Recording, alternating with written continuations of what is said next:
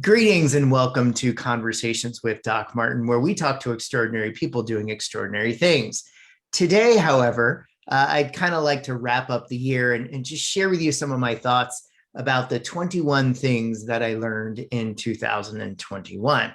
Certainly not an exhaustive list, but I spent quite a bit of time kind of editing and putting this together. And so I wanted to share with you my thoughts on this past year. And so please don't forget to subscribe if you've enjoyed this video or any of the other interviews on this channel. And I challenge you, share it with a couple people, because if you liked it enough to subscribe, why not share the love?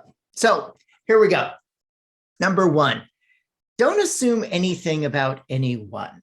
Now, look, none of us are mind readers, and the truth of the matter is that we have no idea what's going on with somebody in their own lives at any given moment in time. So being kind and giving grace just frankly makes sense because we don't have all the information in front of us.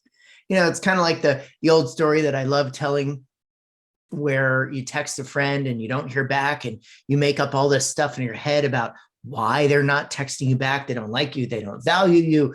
You're not worth their time, blah, blah, blah. And then you find out something terrible happened and all of a sudden your thoughts change. So assuming, you know what they say about people who assume, can get us into trouble. So that's number one. Number two, stop chasing people. Spend time with those who want to spend time with you. If all you're doing is chasing people over and over and over again, and you're not getting that reciprocation back, then I got to challenge you on that one, because time is one of our precious commodities, which we'll talk about next. And there's only a limited amount of it that we have in this world. So if those individuals that are reciprocating and feel mutual about you as you do about them, those are the people you want to spend time with. So number three, being present is about honoring yourself and those around you, because time is not replaceable. That kind of is what I was leading into. There's many things that we have a lot of in life. Time is not one of them. And so you can never get back time you spend in a given activity. And if we're not being present in the moment, as challenging as that may be at times, we're really taking away from our own journey as well as the time with friends and loved ones around us, because we can't replace that time. So being present to the best of our ability is all about honoring yourself and those around you. Number four, do something you enjoy every single day, no matter how much time you spend on it. And so we're going to talk a little bit about time in one of my 21 things I learned in 2021, but it actually doesn't matter how much time you spend on a given thing you enjoy.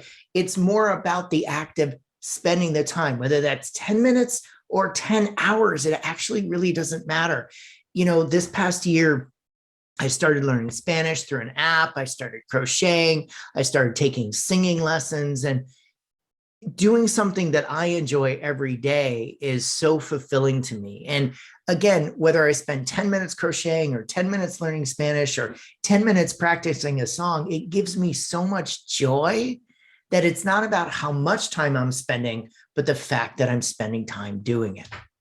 So number five, happiness is a journey, not a destination. Boy, oh boy, we could talk for hours on this one, and I invite you to check out the interview I did in season 1 with Dr. Tal Ben-Shahar, because happiness is not a given thing. Happiness is not going to be achieved when you get a certain amount of money in the bank, or that certain position, or that certain the material thing that you're looking for. Because once we achieve that money in the bank, position, material good, then the question becomes, okay, what's next? And so our goalpost keeps changing, in the words of Sean Akor, who wrote the book, The Happiness Advantage. So when we focus on happiness as a journey, as what we're doing each day that brings us joy, as things that cause us to be present, very similar to some of the things I talked about earlier, that's what truly drives happiness. And again, I invite you to listen to the interview with Dr. Tal Ben-Shahar, because he talks about his concept of SPIRE and what comprises happiness. Happiness isn't just one thing. It's a multitude of things that we can live each and every day through our journey rather than trying to get to a given place. Number six, if you need help, get it. I learned this very clearly myself. And we all have challenging times in our lives, and the last 20 plus months have certainly been a challenge to each and every one of us all across the world. And so there are times when our life circumstances overrides our ability to cope. And if that happens, there's no shame in asking for help, because it's okay not to be okay. There's such a stigma, particularly in the United States, about seeking mental health. But if your brain is sick, like your arm is sick, or your leg is sick, or your heart is sick, why is it okay to seek help for our arm, our leg, our heart, and not for our brain? So if you're feeling like you need some help, reach out and get it. Number 7, do the right thing always, because the right thing is always the right thing. And even though it may not be acknowledged, it may not be reciprocated, at the end of the day, being true to yourself, honoring who you are, staying true to your values is what is truly important, which can be one of the drivers of happiness and living your purpose and doing the things that are important to you relative to interactions with others. So do the right thing always, no matter what that thing may be. Number 8, stop comparing yourself to others. We're going to talk about social media a little bit later, but the only person that we can adequately compare ourselves to is actually ourselves.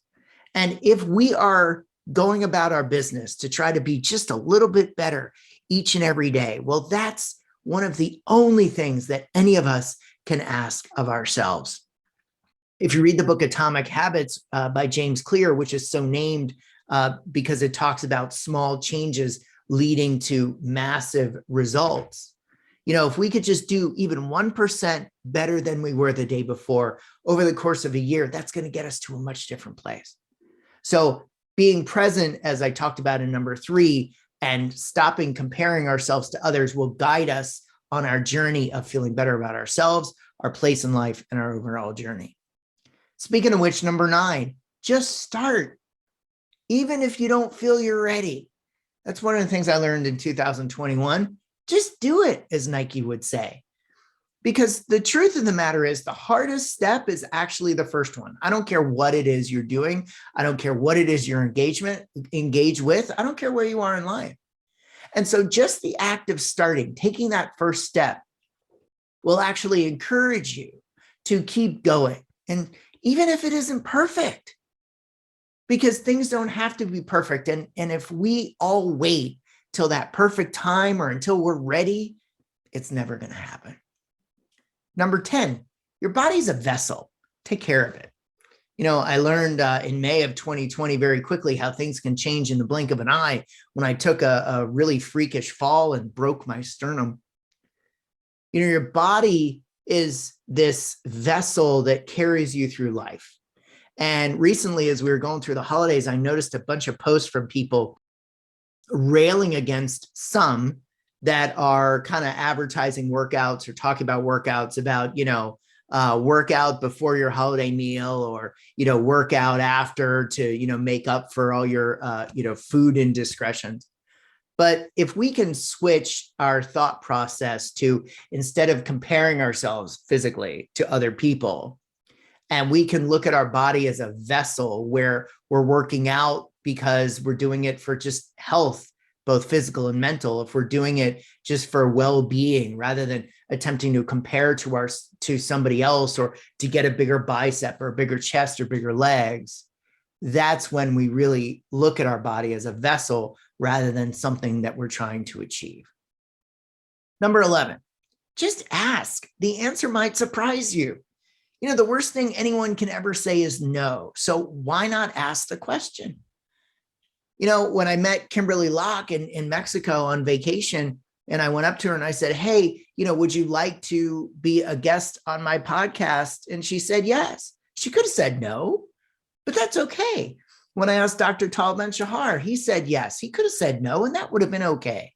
And every other guest I've ever had on the show, as an example. And so by not asking, you are absolutely assuring yourself of getting a no. But if you ask, you just might get the yes. Number 12, trust your gut, because it's usually right.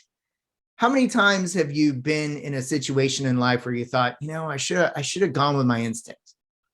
Many of us, if not all of us, I'm going to say all of us, have had some kind of situation in their lives where they were like, I really feel like I should do this. Kind of goes back to my number 7, do the right thing always.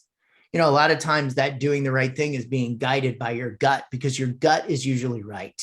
Your gut typically is your kind of North Star, your guidance, your little inner fairy godmother or fairy godfather that's looking out for you. So trust your gut. It's usually right. Number 13, change is a part of life. You can either roll with it or you can fight it. And if we fight it, that brings a whole bunch of things that we have to consider to begin with. In other words, there's a cost for fighting things. And so look at the last 20 plus months. Like, did you ever think we'd been living in a global pandemic, which is now, frankly, a global endemic, which will likely never go away to a complete extent?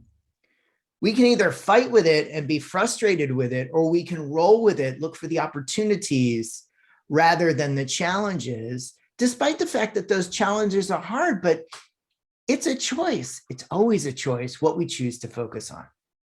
So that leads me into number 14. No one has a guarantee for tomorrow. So don't take life for granted.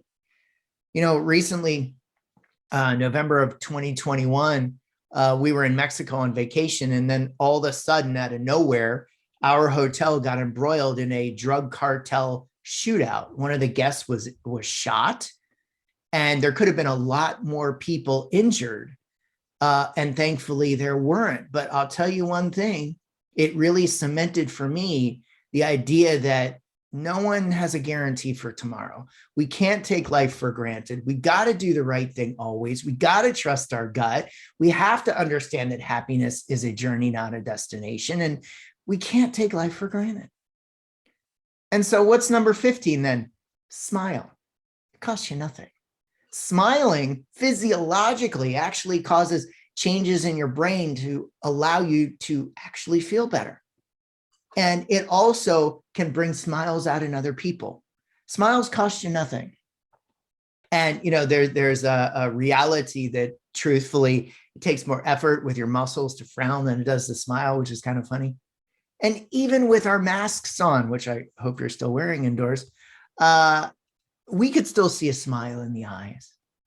So whether we're wearing a mask, not wearing a mask, smile. It costs you nothing. It can benefit you, and it can benefit those that you smile for. Number 16, help others without expecting anything in return.